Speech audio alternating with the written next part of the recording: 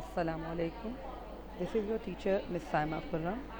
We are going to continue with the lesson that we had finished in the last video. We were dealing with the contributions of Muslim scientists. The philosopher that we were doing last was Ibn al-Haytham. We finished that, just doing a review of it.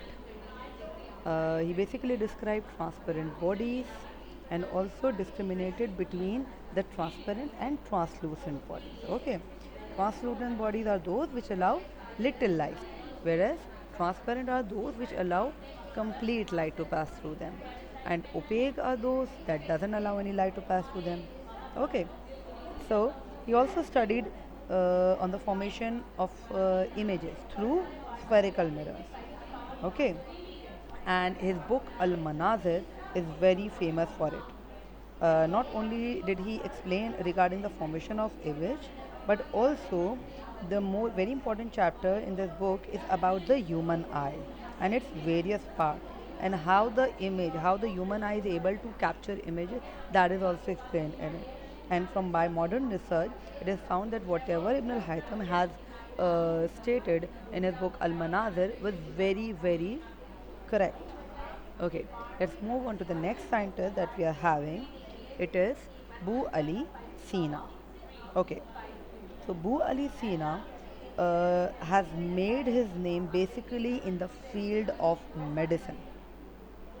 So much so that his work, Al Qanun, the books that he has written in the medical science, Al Qanun and Al Shifa, they are given so much importance that they are considered as an encyclopedia in the field of medicine.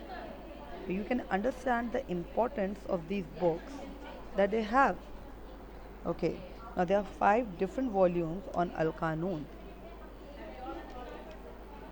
and the important, as I already said, that it is given so much importance that it is given the grade of encyclopedia, and not only that, but it is also prescribed. This book of his Al Qanun is also prescribed in almost all medical colleges of Europe.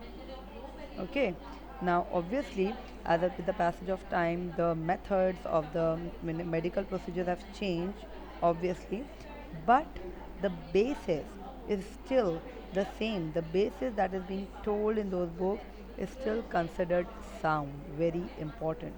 Okay, next we have Dr. Abdul Qadir Khan, with a very famous name. Everyone knows about Dr. Qadir Khan.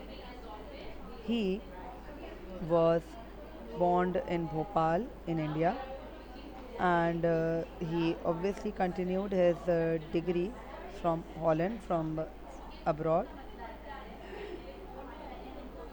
He worked as an expert at Urenco enrichment plant in Holland, but he later, after he had so much scope in the foreign, but still he returned Pakistan because he was a patriotic Pakistani. So he returned Pakistan to give his country, to make the defense of the country strong, to give the country the nuclear power.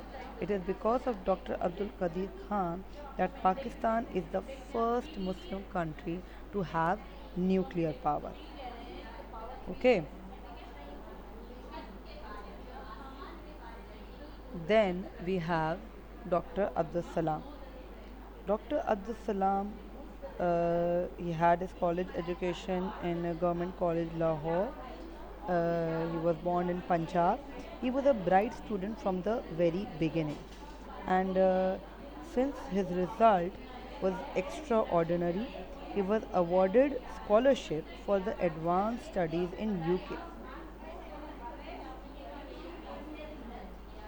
So, not only that, he definitely made the scholarship fruitful.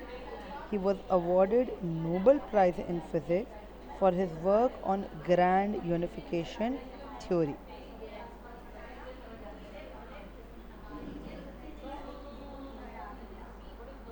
And he had his fellow scientists also along with him, which worked in this field.